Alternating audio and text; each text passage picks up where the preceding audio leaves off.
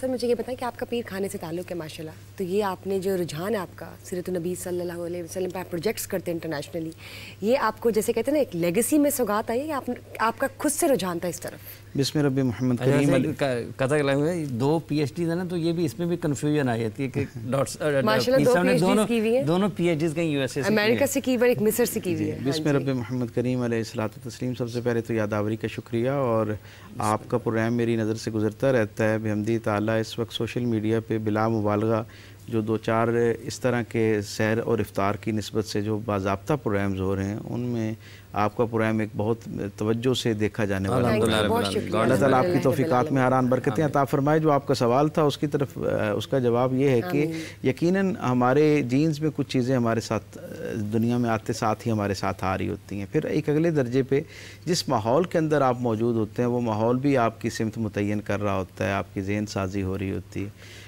یہ ساری چیزیں مل کے ایک شخصیت جو ہے اس کا راستہ متعین کرتے ہیں کہ مستقبل میں اس کے راستے کیا ہوں گے، اس کو اللہ نے کس کام کے لیے منتخب کرنا ہے۔ تو یقیناً پیر خانے میں پیدا ہونا اور وہاں کا جو ایک دینی ماحول ہے وہ ایک بنیادی محرک تھا، اس میں تو کوئی دو رائے نہیں ہے۔ لیکن پھر اس کے ساتھ ساتھ اللہ رب العزت نے مجھ پہ یہ بڑا خاص کرم یہ کیا کہ مجھے ہمیشہ ایسا ماحول فراہم رہا کہ جس سے زندگی کے اندر رسول اللہ صلی اللہ علیہ وسلم کے ساتھ قربت جو ہے وہ بڑھتی ہے، اور آپ کا رسول رحمت صلی اللہ علیہ وسلم کو جاننے کا عمل جو ہے نا وہ ہر وقت تقویت پاتا رہتا ہے۔ میں یہ دنیا دار آدمی تھا، جیسے میری پہلی PhD جو ہے وہ پروجیکٹ مینجمنٹ سے ہے، اور میں اسی پہ ہی کام کر رہا تھا کہ اچانک 9/11 ہوا، اور پھر اس کے بعد دنیا کا جو ہے نا ایک نقشہ گویا، جو فکری نقشہ ہے وہ بدل گیا۔ اور میں جب وہاں گیا اور میں نے دیکھا کہ وہاں کی جو نوجوان نسل ہے اس کے اندر ایک بہت ہیجان پایا جاتا ہے، اور جو وہاں کے میڈیا نے جس انداز میں اسلام کو اور مسلمانوں کا جو نقشہ ان کے سامنے رکھا تھا، یقیناً اس سے ان کی فرسٹریشن جو ہے وہ بالکل لاجیکل تھی، اور ان کا خوف اور ان کا اظہار نفرت جو ہے وہ کسی حد تک بجا تھا، کیونکہ جو کچھ انہیں بتایا گیا تھا انہوں نے تو اسی سے ہی رائے قائم کرنا تھی۔ میں نے یہ دیکھا کہ ہمارے جو اسکالرز ہیں وہ ایک بڑے طبقے میں یقیناً اپنے عقائد کی ابحاث میں تو بہت کامل لوگ ہیں اور بڑے مکمل ہیں، جس کو سنیں یوں لگتا ہے کہ سب سے کامل دین جو ہے انہی کے پاس ہے، لیکن جو وہ بین الاقوامی دنیا کے اس جدید ذہن کے اندر اٹھنے والے سوالات تھے اسلام کے حوالے سے، مسلمانوں کے حوالے سے، اور مسلمانوں کی اس لمحہ موجود کے اندر جو صورتحال تھی سیاسی سماجی اس کے حوالے سے،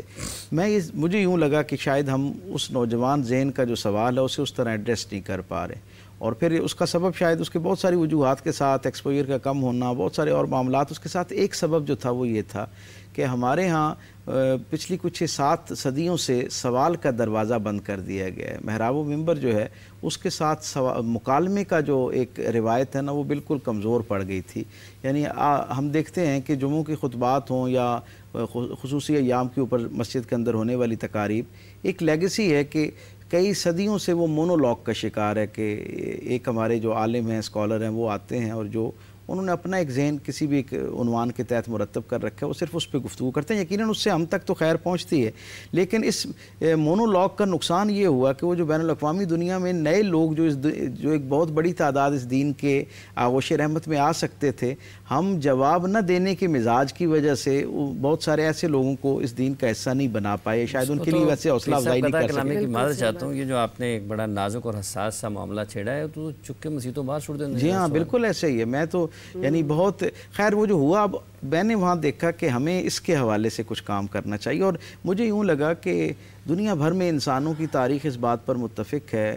یعنی ماہر نفسیات بھی اس کو انڈورس کرتے ہیں کہ ہمیشہ جو لوگ غالب آ رہے ہوتے ہیں، جو کامیاب لوگ ہوتے ہیں نا، ان کو ایز اے ہیرو لیا جاتا ہے، ان کی بات کو سنا جاتا ہے، ان کی تقلید کرنے کی کوشش کی جاتی ہے۔ تو ایک ایسا زمانہ جس کے اندر مغرب جو ہے وہ بہت ایک جدید اپنے انوائرمنٹ کے ساتھ جو ایک ریالٹی ہے اس پہ جتنا بھی آپ کلام کریں وہ حاصل یہی ہے کہ کئی حوالوں سے ظاہری معاملات میں وہ بہت آگے کی دنیا کے لوگ ہیں۔ مجھے یہ سوال میرے ذہن میں اور ایک چمک پیدا ہوتی، ایک تڑپ پیدا ہوتی کہ میرے پاس دین کی نسبت سے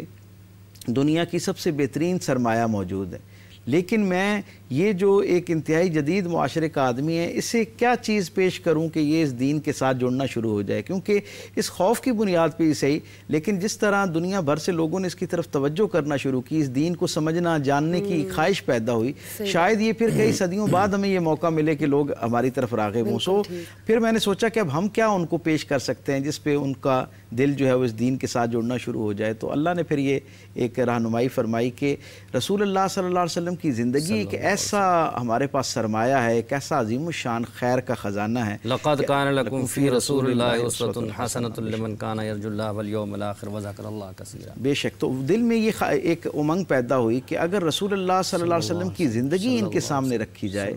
تو میرے کریم آقا کی زندگی کو اللہ نے اتنا خیر پر کامل کیا ہے، اتنا مکمل کر دیا ہے خیر پر، کہ اگر یہ زندگی مجھ جیسی لکنت سے بھرپور زبان والا، علم عمل تقوی سے عاری آدمی بھی بیان کرتا ہے نا، تو یہ کچھ دلوں پہ دستک لازمی دیتی ہے۔ مجھ سے ویسٹ میں لوگ سوال کرتے ہیں نا کہ ہم رسول اللہ صلی اللہ علیہ وسلم کے، آپ کے رسول کی کون سی اسوہ جو ہے، کون سی بایوگرافی جو ہے اس کو پڑھیں، تو میں کہتا ہوں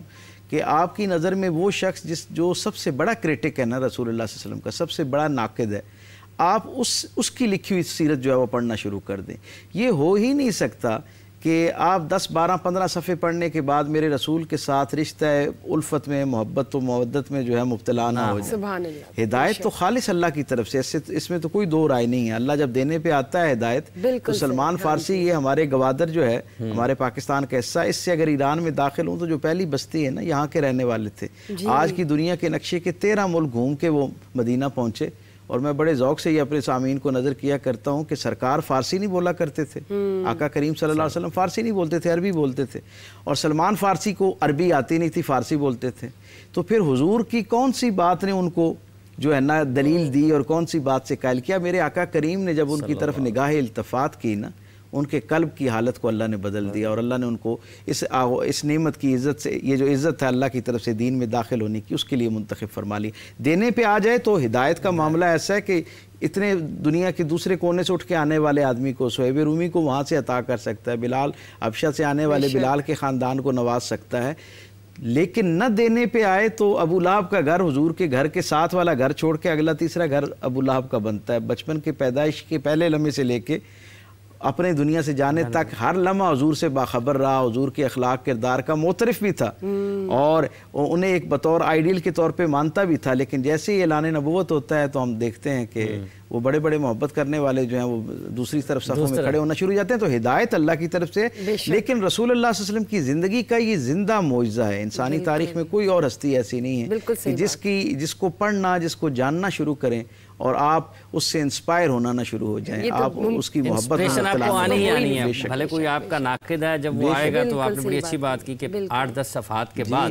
وہ یقینی طور پر اس محبت وہ اگر اپنے ایجنڈے کے ساتھ بھی لکھ رہے ہیں نا، پھر بھی کیا ہوتا ہے کہ وہ جہاں وہ کوئی عیب جوئی کی کوشش، ناکام کوشش کر بھی رہا ہے نا، تو کہیں نہ کہیں پڑھنے والے کو حضور کی کچھ خوبیاں جو ہیں وہ ان سے معترف کروا دیتا ہے، ان کے ساتھ متعارف کروا دیتا ہے، نتیجتاً وہ اس کے ساتھ جڑنا شروع ہوتا ہے۔ ماشاءاللہ مکمل ایک جیسے کہتے ہیں نا ہمارے لیے ضابطہ حیات ہے۔ بے شک بے شک، ہم اپنی زندگی میں اگر یہ چیزیں لے آئے تو کہاں سے کہاں ترقی اور کامیابی کی راہ پر ہم گامزن ہوتے ہیں۔ بے شک۔